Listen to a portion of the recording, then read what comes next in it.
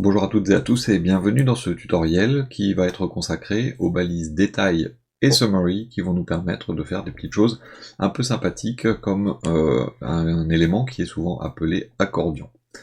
J'en ai déjà fait un précédemment sans utiliser ces balises et donc je vous montre aujourd'hui comment on va pouvoir travailler avec les balises donc détail et summary. Donc on a un petit projet, un petit peu le projet très habituel hein, avec du CSS, du JS, alors on va voir comment on va travailler avec le JS un petit peu après, et du HTML totalement classique. Donc l'idée ça va être de faire ceci, donc un accordion comme ceci, en utilisant un minimum de JavaScript. On peut même le faire en n'en utilisant pas du tout. Pour l'instant, on aura ceci, c'est-à-dire j'ai pour l'instant donc un petit peu de HTML et de CSS qui ont été créés, qui ont été écrits, hein, donc j'ai juste mis une balise main et une balise H1, et donc au niveau du fichier CSS, j'ai mis la fonte et une largeur et un margin, c'est tout.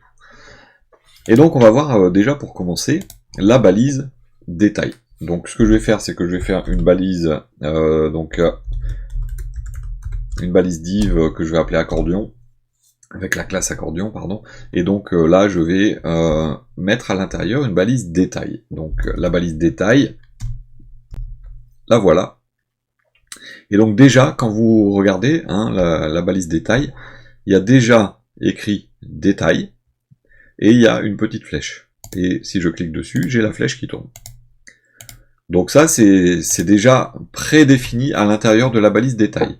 Ensuite, à l'intérieur de cette balise détail, si je mets un lorem, eh bien, je vais avoir, lorsque je vais cliquer dessus, un lorem qui va apparaître et disparaître au fur et à mesure.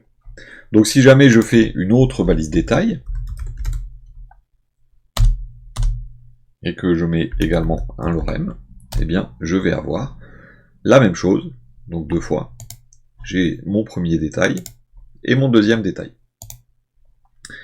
Alors, j'ai un petit peu de JS qui est déjà existant, je vais le supprimer. Hop. Autant pour moi, j'ai oublié, voilà, c'était dans la préparation, j'ai oublié de le supprimer pour vous montrer le comportement exact.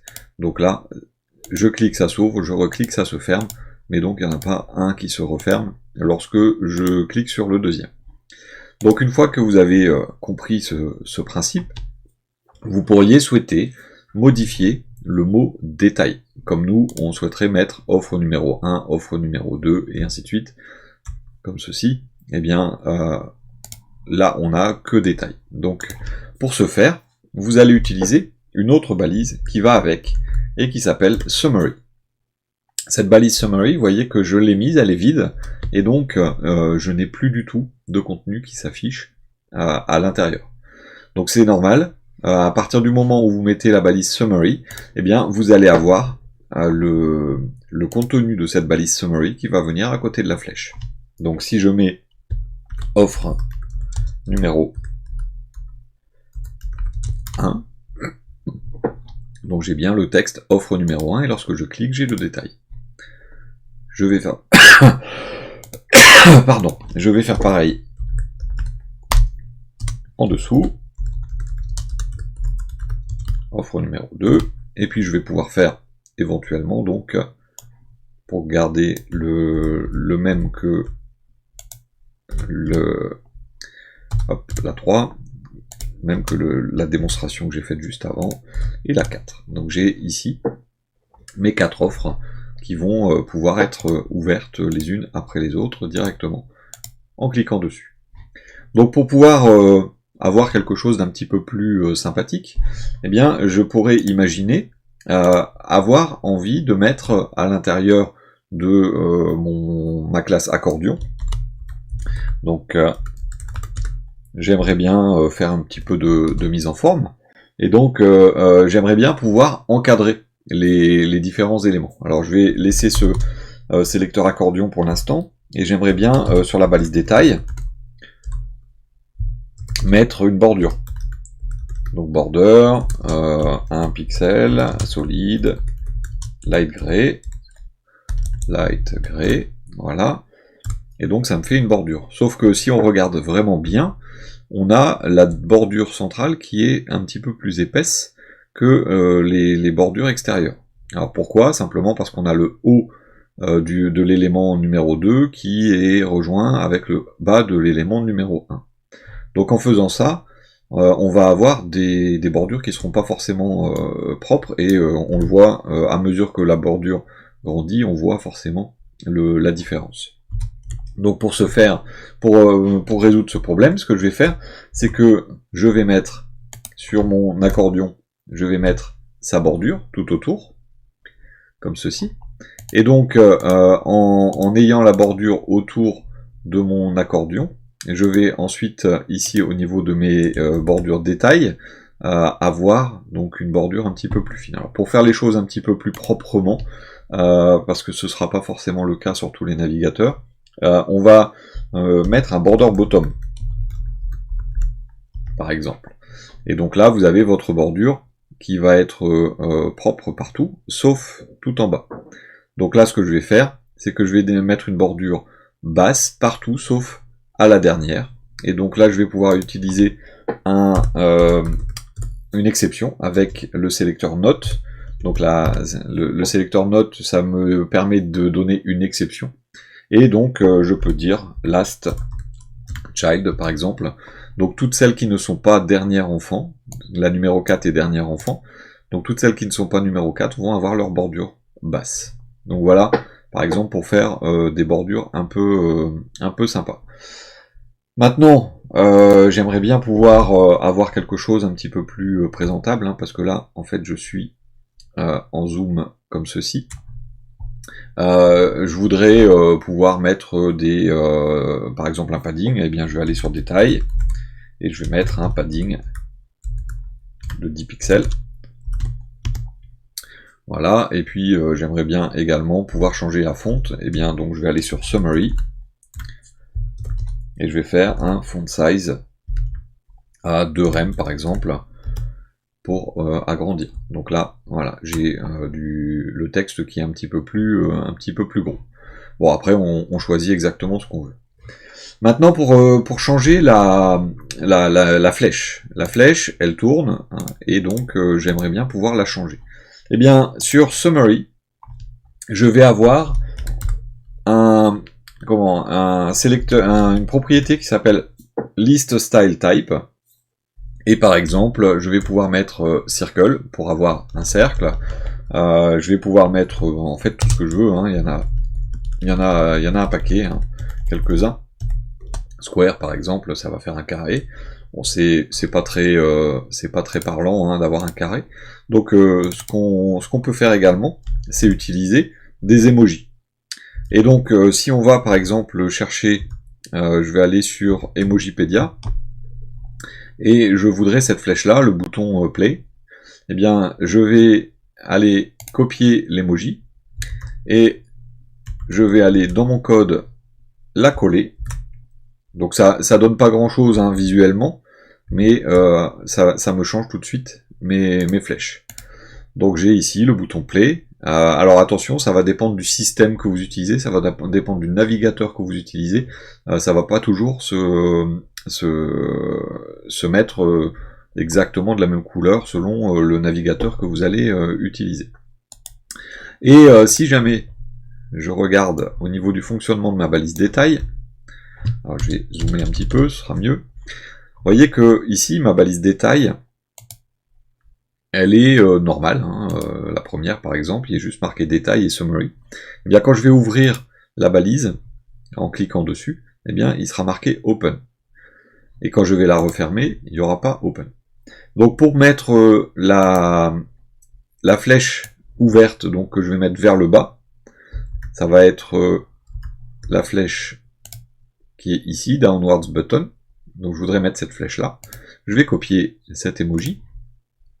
Et je vais utiliser un sélecteur sur détail, qui est le détail avec l'attribut open. Donc avec les crochets, je lui dis détail à l'attribut open. Et dans ce cas-là, summary va avoir un list style type qui sera ma flèche vers le bas.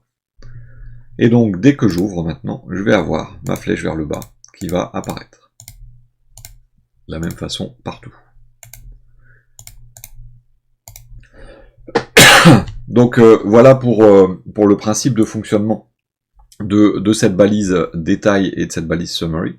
Alors ensuite, on a la possibilité, si on souhaite, hein, de faire un petit peu de JavaScript, de façon à lui dire, bon bah quand je clique sur offre numéro 3 par exemple, eh bien offre numéro 1 doit se refermer, alors que là c'est pas le cas. Donc je vais pouvoir éventuellement faire un petit bout de JS qui va me permettre donc de résoudre ce problème. Donc là ce que je vais faire dans mon JS, je vais me baser, alors moi j'aime bien window onload, vous pouvez mettre DOM content loaded. Il y en a certains qui vont me dire, comme tu as mis defer, t'es pas obligé. Oui, je sais, mais je préfère au cas où. Comme ça, je me protège d'erreurs éventuelles. Donc là, ce que je vais faire, c'est que je vais faire une const détail. Je vais aller chercher document query selector all et je vais aller chercher toutes les balises détail.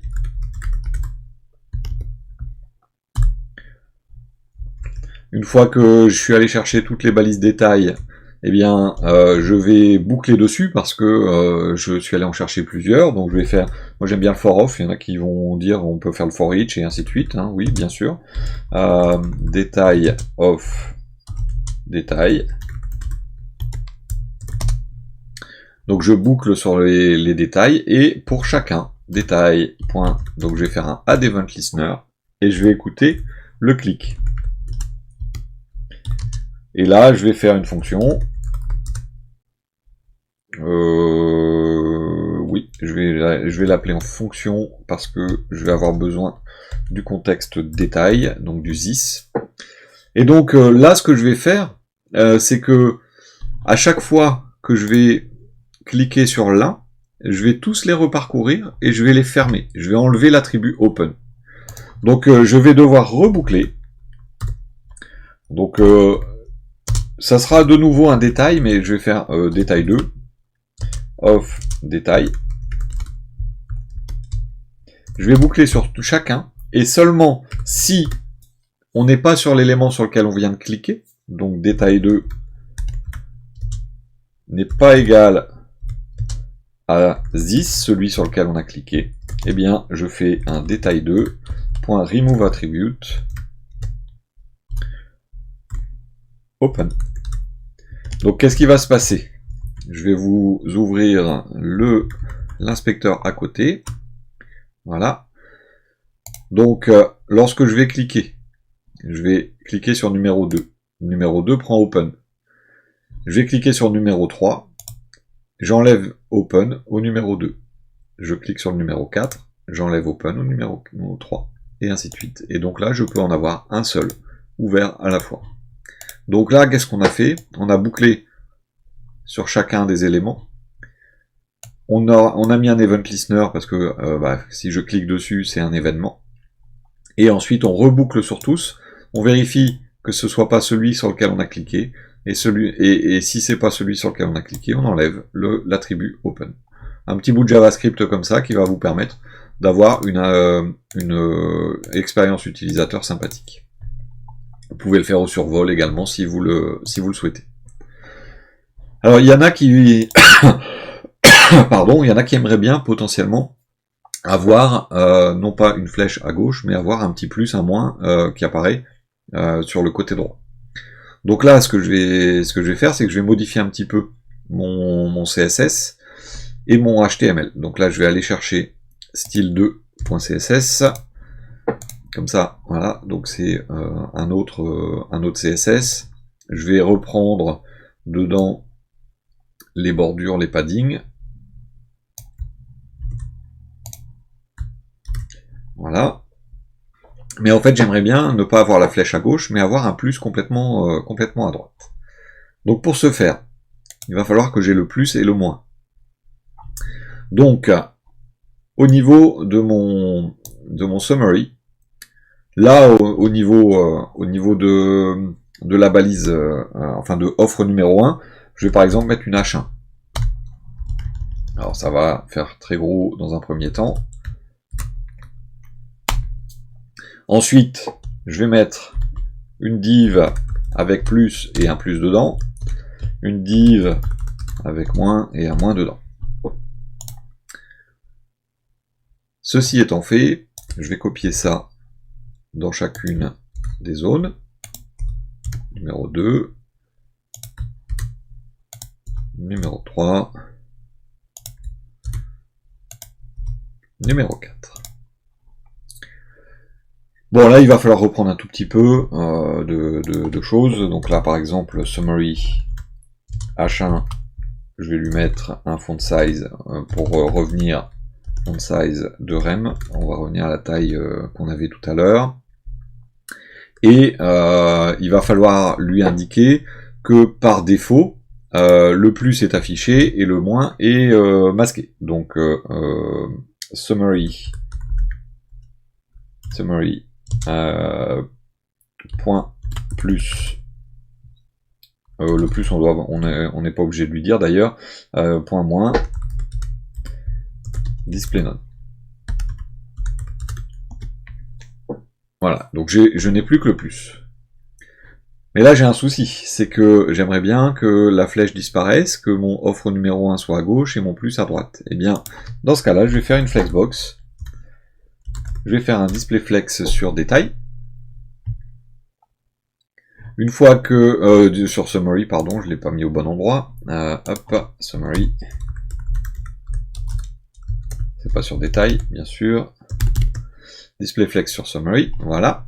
Et pour être sûr que tout soit bien positionné comme il faut, eh bien je vais lui mettre donc summary, je vais faire un just align items center pour centrer verticalement.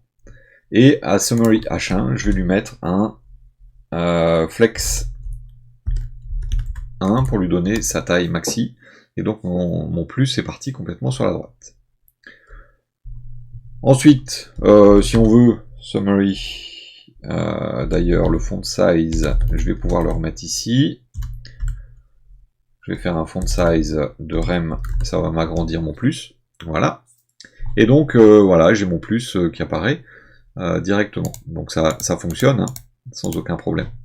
Ce que je peux faire aussi sur summary, c'est lui mettre un cursor pointer, de façon à ce que, lorsque je pointe dessus, j'ai la petite main. On aurait pu faire ça tout à l'heure également. Une fois que vous avez fait ça, eh bien, il faut juste lui dire, quand c'est ouvert, je veux un moins. Et donc, je vais prendre détail, comme tout à l'heure, détail open, et je vais faire un point summary, hein, je vais faire summary, et je vais lui dire point plus. Quand c'est ouvert, le plus disparaît, donc display none. Et sur détail summary, détail open summary point moins. Hop. Je fais un display initial pour lui dire le moins s'affiche. Et vous voyez que lorsque ça va être ouvert, je vais avoir le moins qui va s'afficher. Donc c'est quelque chose qui est assez simple à manipuler, hein, donc les balises détail et summary, qui sont donc deux balises qui vont vous permettre directement de mettre en place un accordion de façon relativement simple.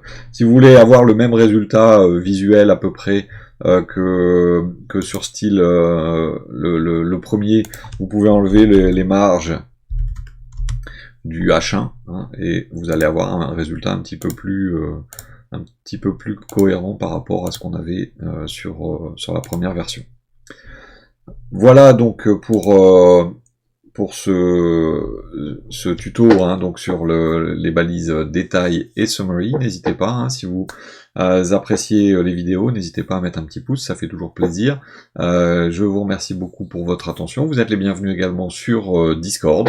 Je vous souhaite une bonne continuation et je vous dis à très bientôt.